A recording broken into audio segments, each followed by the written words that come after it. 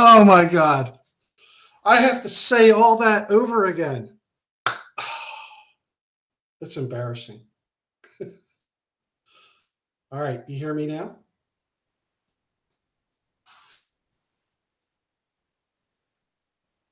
Someone say you can hear me.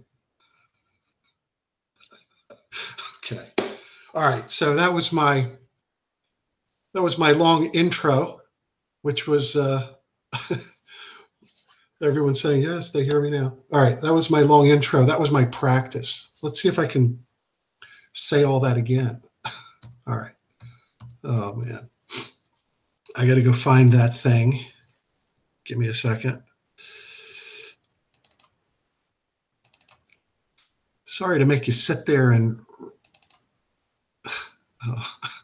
I need technical help here doing these. I need someone watching the chat. Someone keep me square, keep me straight with this. Okay. So hey, here's what I was saying, and I'll make this real short. You know, Chris and I have been talking on the phone prior to our first couple hangouts. We've texted. After that last hangout from last week, I asked him if the same time works for him this week. He didn't get back to me. I left him a voice message the next day just to say, hey, are you okay? You know, I'm not hearing back. I never assume that I'm being ignored. I'd like to know that you're actually getting my messages. Let me know, you know, if next week's okay. On March the 6th, he says no, he probably wouldn't be back for another hangout for a couple of months or whatever, 5 months. He says here, this is the full text. And, you know, maybe he's out there in Utah right now doing work with, I think he said his name is Ben. I could have that wrong, but it's the guy, the Taboo Conspiracy, who's been making the videos of Chris doing this leveling work out there in Utah. So maybe he's out there today. Great. Here he's being sarcastic. I take this as sarcasm, but in reality, he's correct. He does need to get caught up on some of the basics of surveying. And I'm going to show you that because I want to play a clip from our first or second hangout, and you'll get to hear him talking about his test and what he thinks leveling is. So anyway, I'm not being put off by this. I think that if Chris is genuine, he'll come back and talk to me. I don't think I've done anything to insult him in any way. I'm treating him genuinely, like this is what he believes. We both are surveyors. He should be able to show me. I'm a surveyor, so he should be able to show me and convince me the Earth is flat too, just the way he sees it as being flat using his surveying. So the floor is open. He should come back and at least update us on the progress of his test, and let's see what's happening with that. Back to the chat. This time I'm going to try to... hey, Jared. Yeah, 5 months.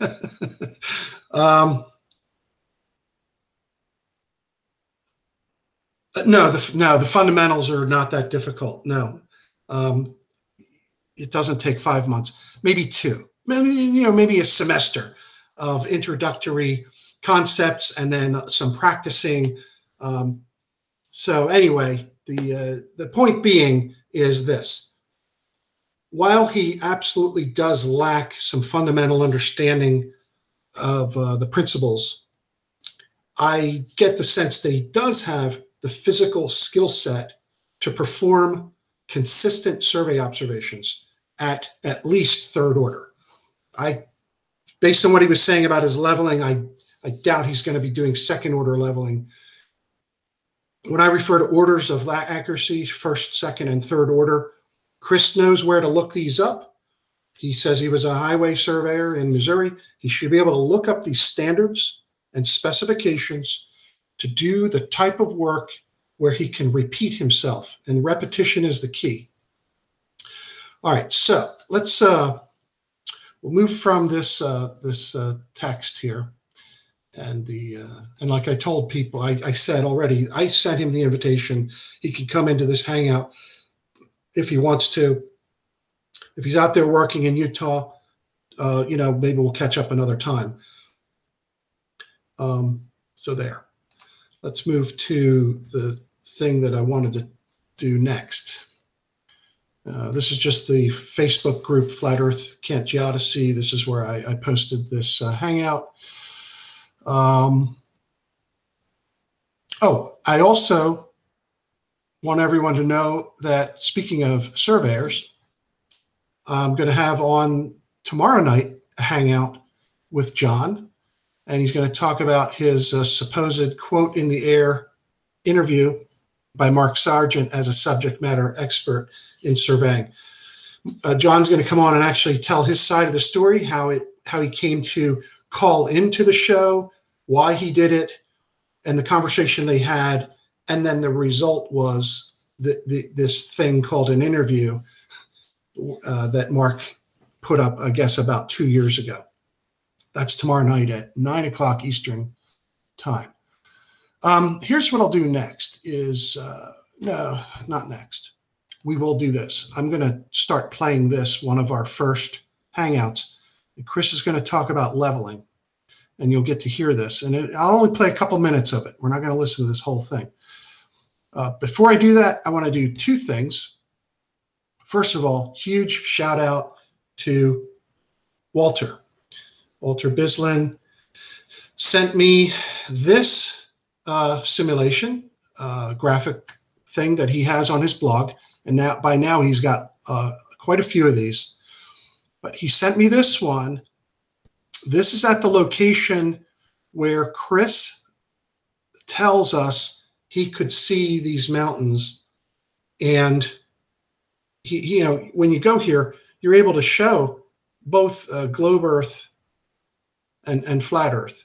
I'm not going to spend a lot of time looking at this. I have hardly looked at it myself, but people should be aware of this blog that Walter is maintaining, and I've put the link into the description of this hangout.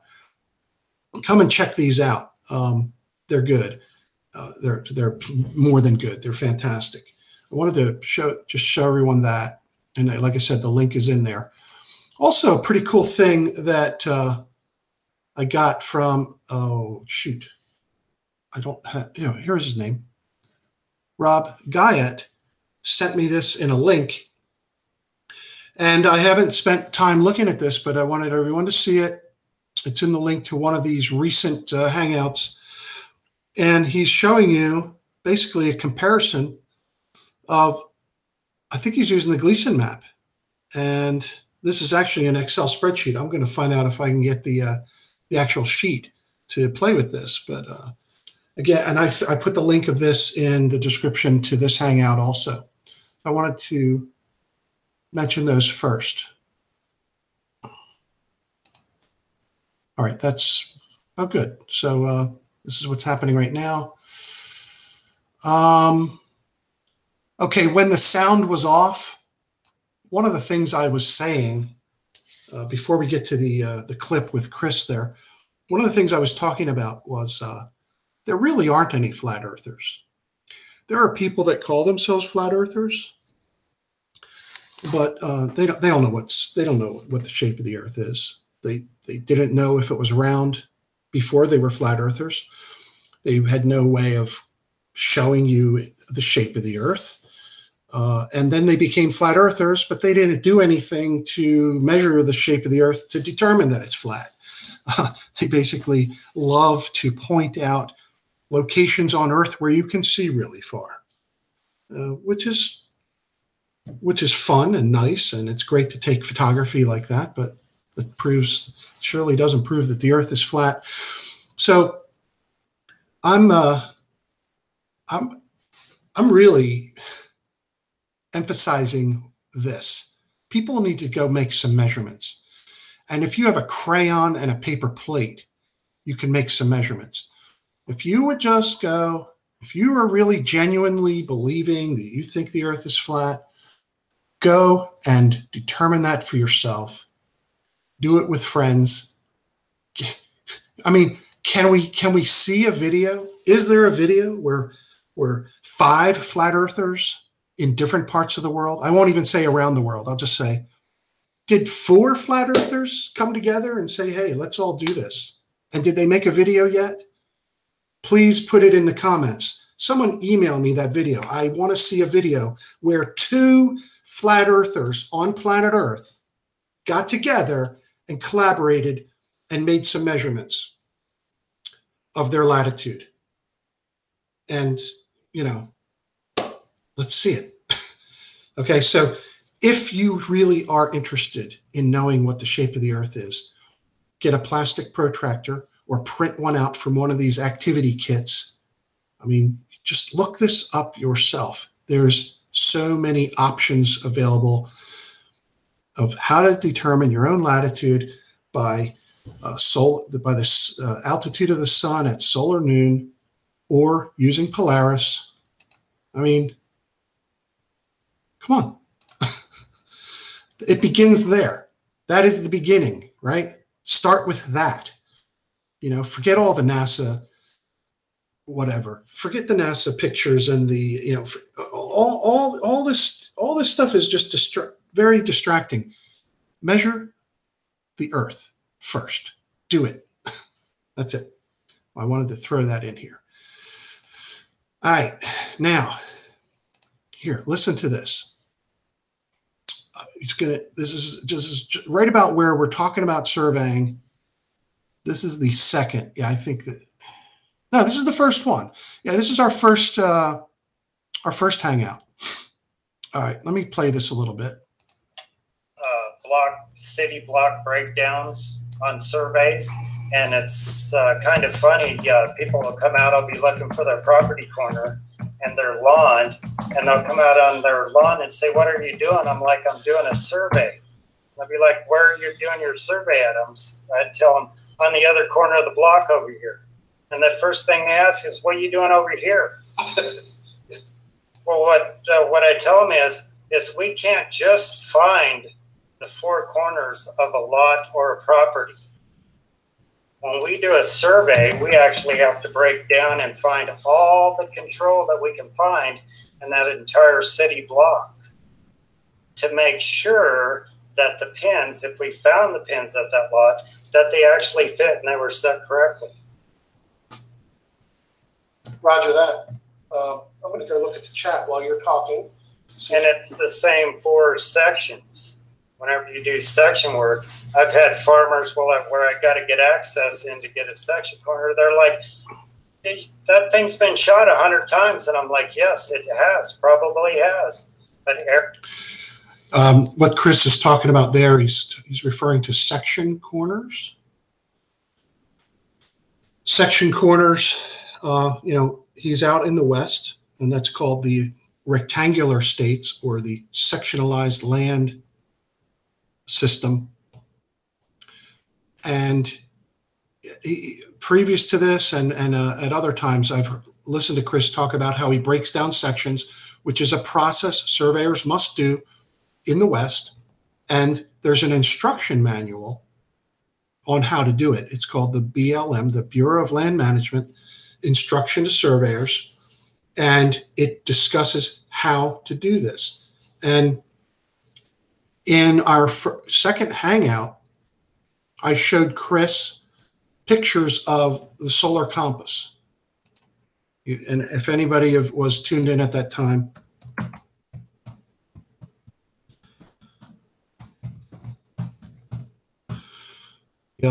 I was surprised to find out he did not know what the solar compass attachment was. He didn't know. Okay.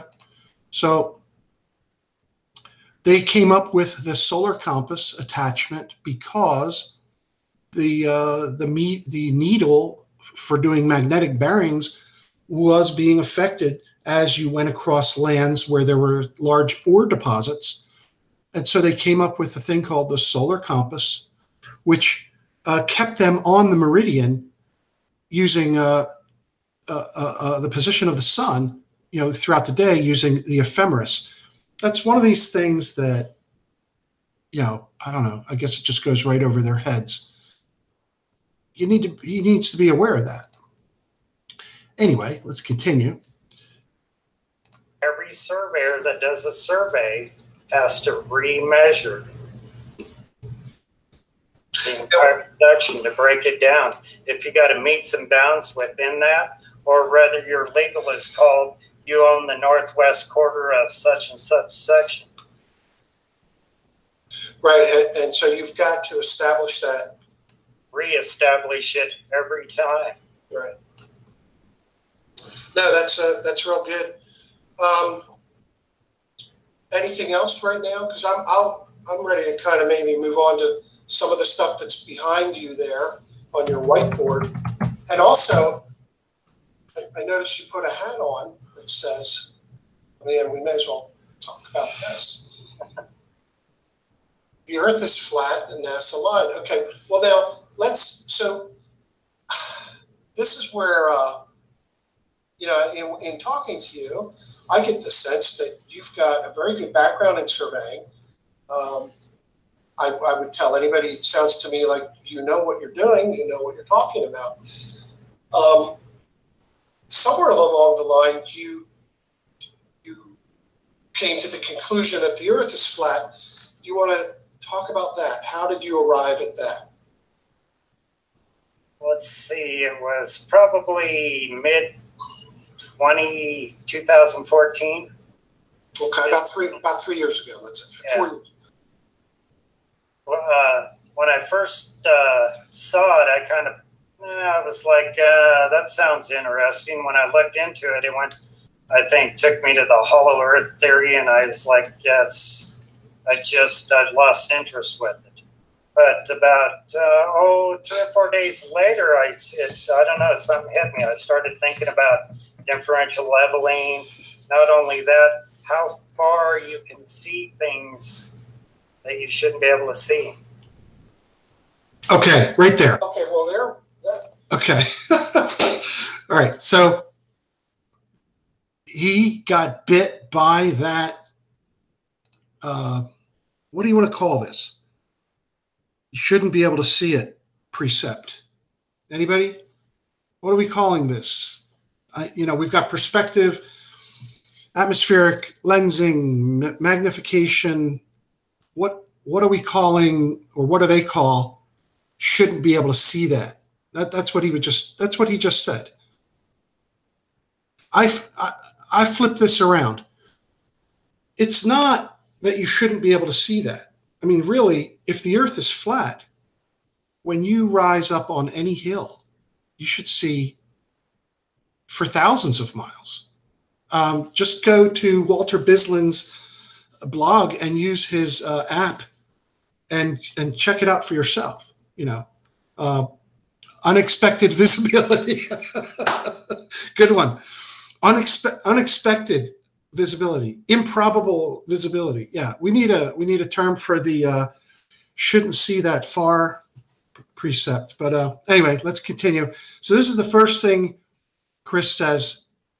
I know I'm laughing a lot. I'm not trying to mock this guy, but look, I'm taking heat for being, the geodetic surveyor, which is ridiculous.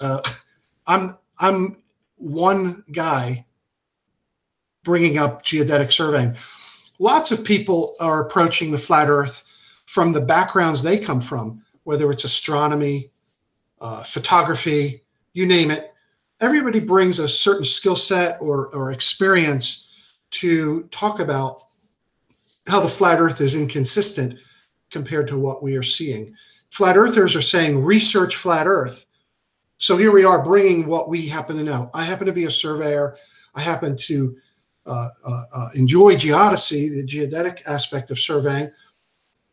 One thing's for sure, I am not a geodesist.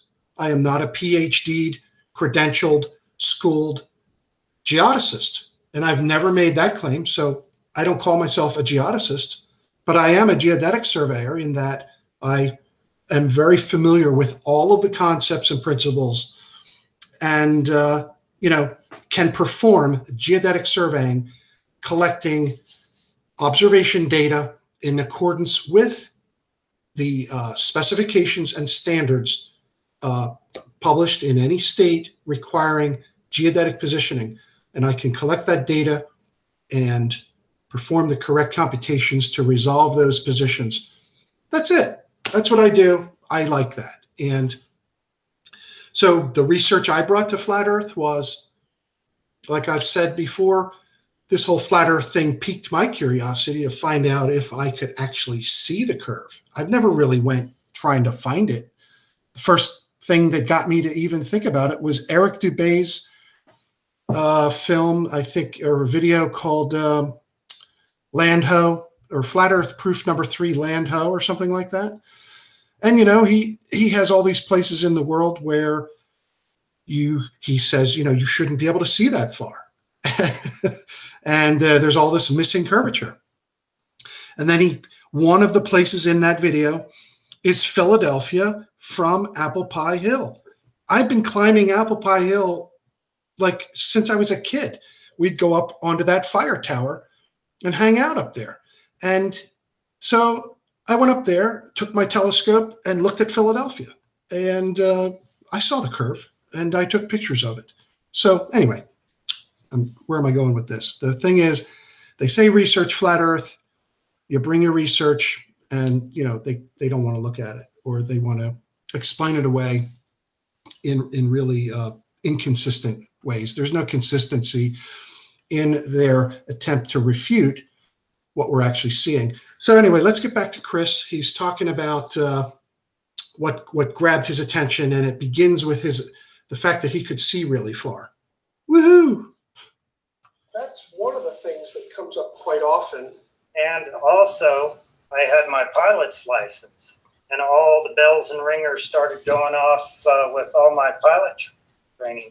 Now here, Chris is going to start talking about something to do with a setting or an adjustment or a device, let's say, in his aircraft, that once he brings it to level flight, as he says, and it's all tuned in, he can set this switch, and the plane, he says, you know, will fly for miles and miles and miles. I have nothing to say about it. I have no pilot training, and I have no familiarity with aeronautics. So I don't know what he's talking about here, but I will tell you on this Hangout, there were people making comments with links to the thing that he's talking about.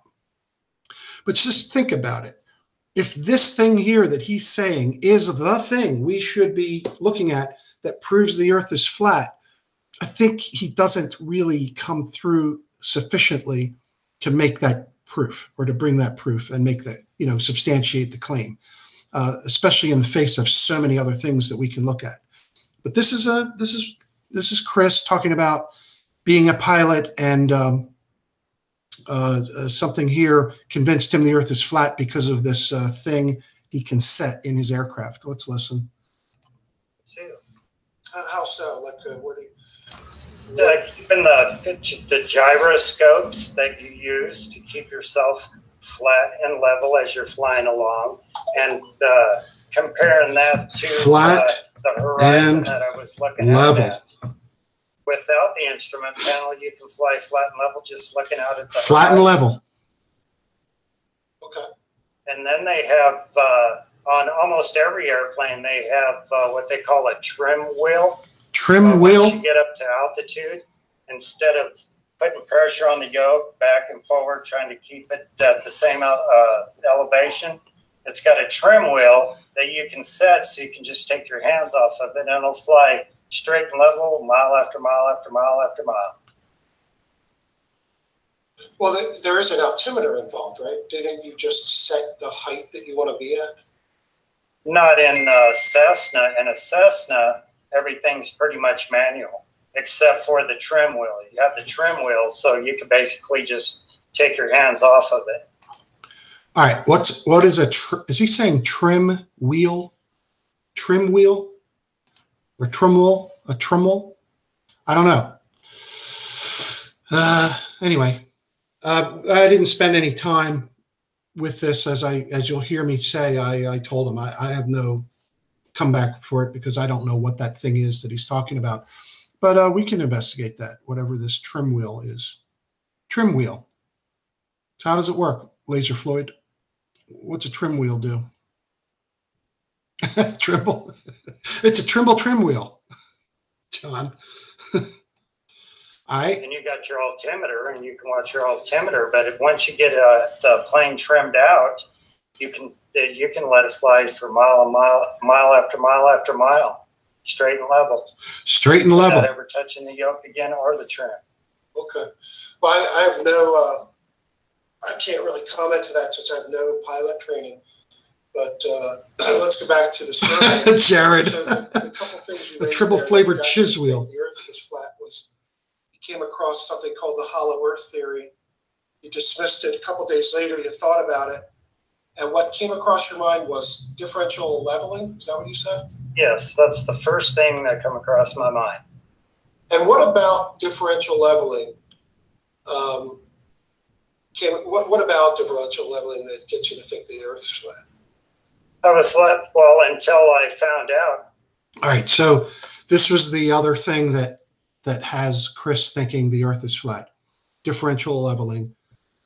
This is really the part of the interview or conversation that I want to focus on, and I hope that we get to talk about it again. I hope Chris is willing to either come on and show us the results of his test, or come on and tell me that he found out that it was not what he expected to find. So let's hear what he says about leveling. I was like, level is level. To me, level is a flat line. But once I come to find out that the explanation of level is, if I set an instrument or a level up here, it's level. If I set an instrument down here, it's considered level. If I set one up here, it's considered level. So level, that most surveyors, and as a geodetic surveyor, you consider the level to follow the center mass of the Earth, right? Well, when you pointed to your whiteboard there and you said down here, you mean down on that drawing? Down at the bottom, let's say this is... Well, there, your drawing there, you could say up and down on the drawing, but right now, Chris, just point down, like where you are. No, not on your drawing. Point down. Oh, down? Yeah, that's down. So let's say if I set up a level at the North Pole, it's level. If I set up the level at the equator, it's actually sideways, but it's still considered level. Sideways to what? Sideways to the ball, the Earth. Well, I mean, are you talking about like holding a globe up in the room and looking at it? Exactly. Yeah. Go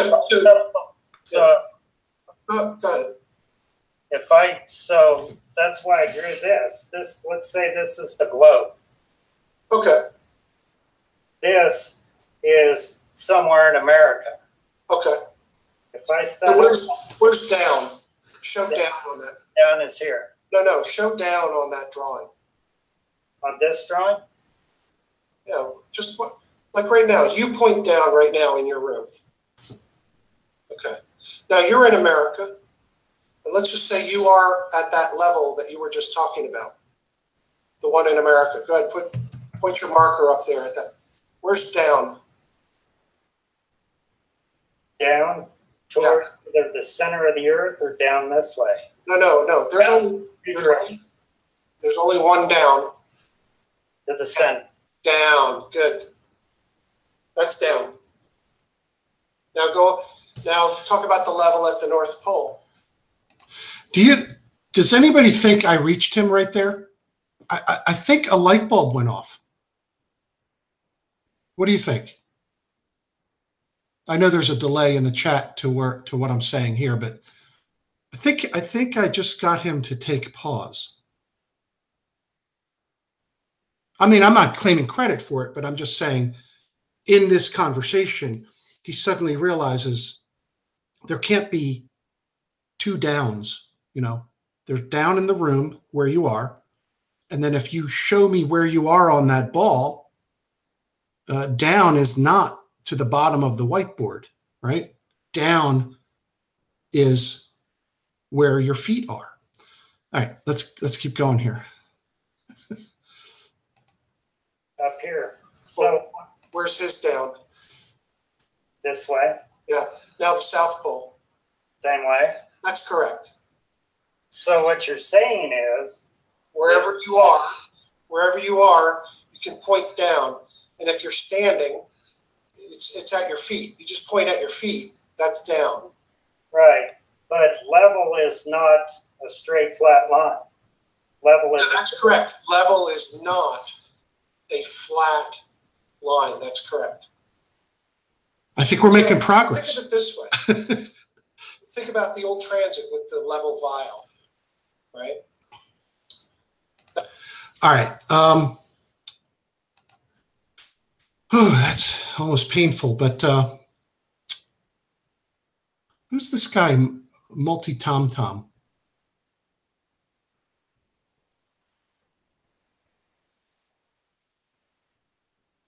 Whatever. Anyway, there's one in every crowd. Okay, so I hopefully Chris is now understanding where down is and that we are not on a circle on a whiteboard. So down is at your feet. I am perplexed that he would be at this stage in his career and be so misinformed like this. So, Jared. Anyway, now the next thing I start to talk about with Chris, and I don't know how much more of this I'll go through of this interview or this conversation, but I'm going to start talking about the level vial, which is found in any carpenter's level. It's found on surveying instruments. It's just a tube of glass with a large radius, and it's only about 1 inch long. Does Multi-Tom-Tom want to debate? So it's a short piece of glass, and it's curved, right? And I'm going to just describe this to him.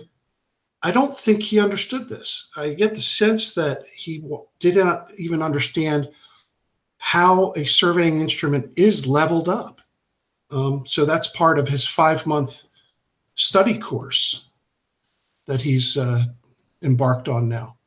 That bubble in that piece of glass, when you tilt that glass, you can tilt it until the bubble is evenly centered in the level vial, right? Because the level vial is curved. You do realize that, right?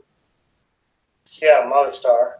Well, they have to be. If it's flat, you could never, if it was an absolute straight piece of glass, it wouldn't work. But the level vial is about maybe 1 inch long. And it has a radius of, I don't know, it's a pretty big radius. So that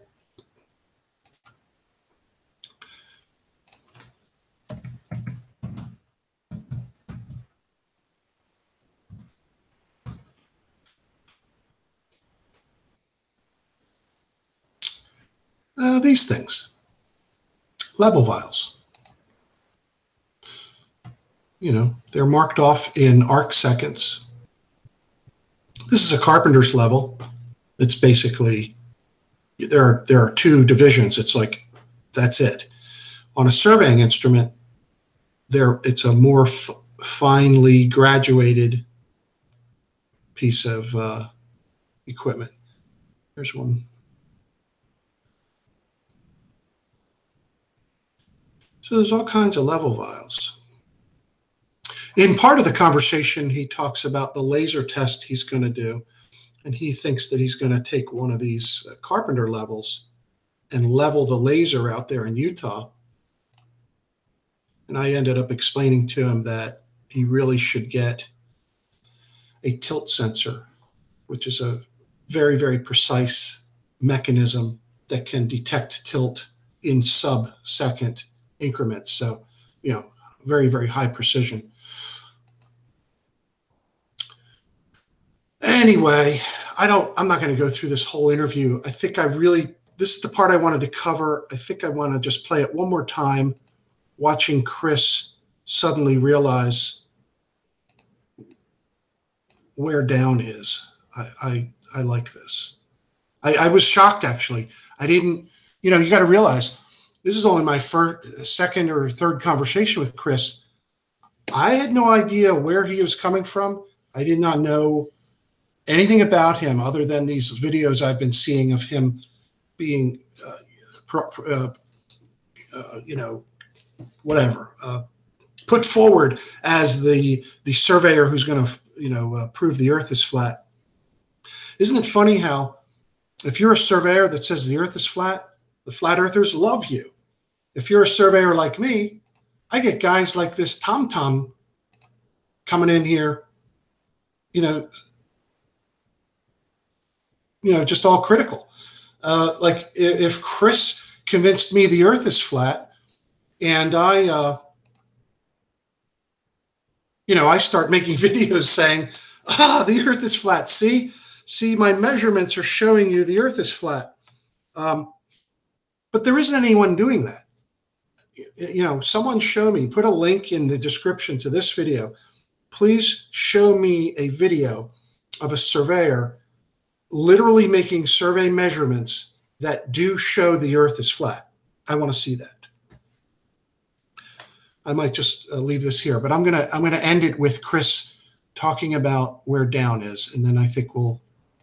Not in Cessna. In a Cessna, everything's pretty much manual, except for the trim wheel. You have the trim wheel, so you can basically just take your hands off of it. And you got your altimeter, and you can watch your altimeter. But once you get the plane trimmed out, you can let it fly for mile after mile, straight and level, without ever touching the yoke again or the trim. I thought I saw Sean in here too. I have no. I can't really comment to that. Hey, Sean, you still in?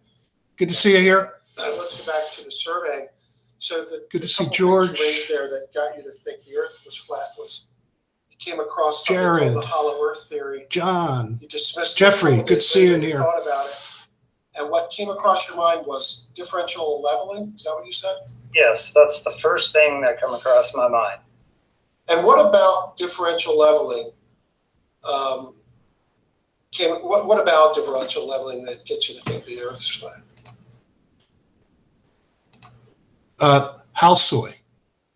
Funny when you hear. Oh yeah, good. I hadn't heard that. So they say they're calibrated for certain areas. Is that right? I had never seen that. I did use the term. I thought you were talking to me. I told Chris that the carpenter level that he's talking about is only good for local work where you are, for putting a door in plumb or a window to make sure it's level, or if you're putting some block work on an addition. The accuracy of that level, or the refinement of that level, the amount of precision can only work locally. You're not going to be able to extend that sense of level and have it be accurate, 3/4 of a mile away, which is what Chris intends to be doing. So he needs a tilt sensor, really does. But anyway, I'm gonna play this last thing of Chris talking about down, which I'm still amazed at. There's no way he can continue thinking that after going through this. So we'll see what Chris thinks later. Here we go. I'm going to listen to this. I was like, well, until I found out, I was like, level is level. To me, level is a flat line. But once I come to find out that the explanation of level is, if I set an instrument or a level up here, it's level. If I set an instrument down here, it's considered level. If I set one up here, it's considered level. So level, that most surveyors, and as a geodetic surveyor, you consider the level to follow the center mass of the Earth, right? Well, when you pointed to your whiteboard there and you said down here, you mean down on that drawing? Down at the bottom, let's say this is... Well, there, you know, your drawing there, you could say up and down on the drawing, but, you know, right now, Chris, just point down, like where you are. No, not on your drawing. Point down.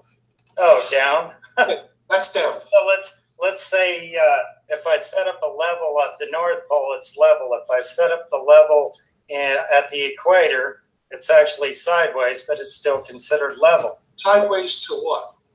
Sideways to the ball, the Earth. Really? Really? Come on. Are you hearing this? Please.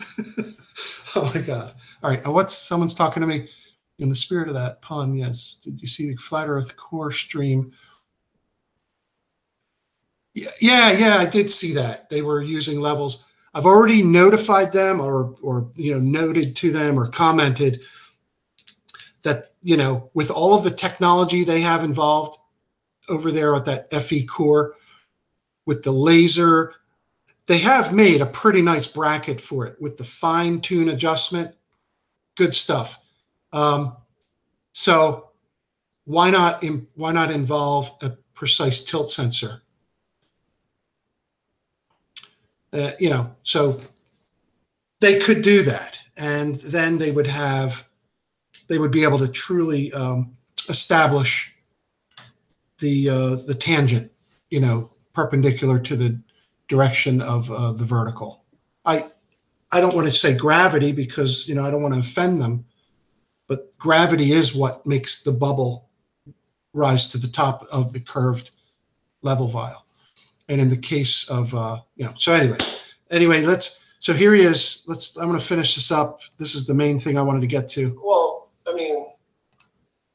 are you talking about like holding a globe up in the room and looking at it? Exactly. Yeah. Go ahead. So that's why I drew this. Let's say this is the globe. Okay. This is somewhere in America. Okay. If I set where's down? Show down on that. Down is here. No. Show down on that drawing. On this drawing? Yeah, just like right now. You point down right now in your room. Okay. Now you're in America, and let's just say you are at that level that you were just talking about. The one in America. Go ahead, point your marker up there at that. Where's down? Down toward either the center of the Earth or down this way. No. There's only one down. To the center. Down. Good. That's down. Now talk about the level at the North Pole. Up here. So where's his down? This way. Yeah. Now the South Pole. Same way. That's correct.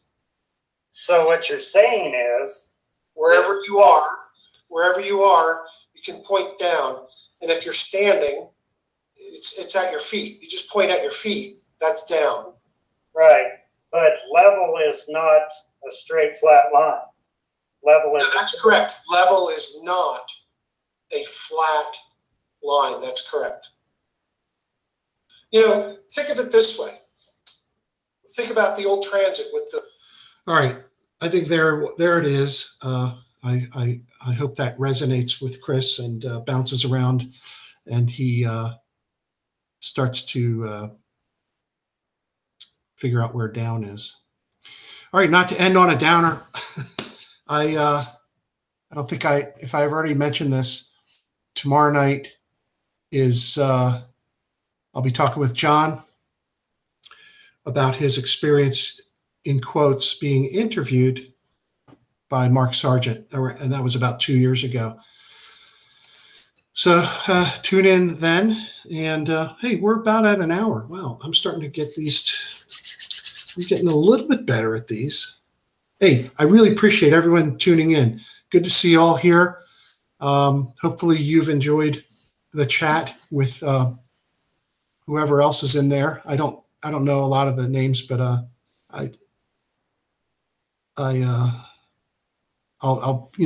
be looking at the chat after this closes, and one of these times figure out how to actually capture it.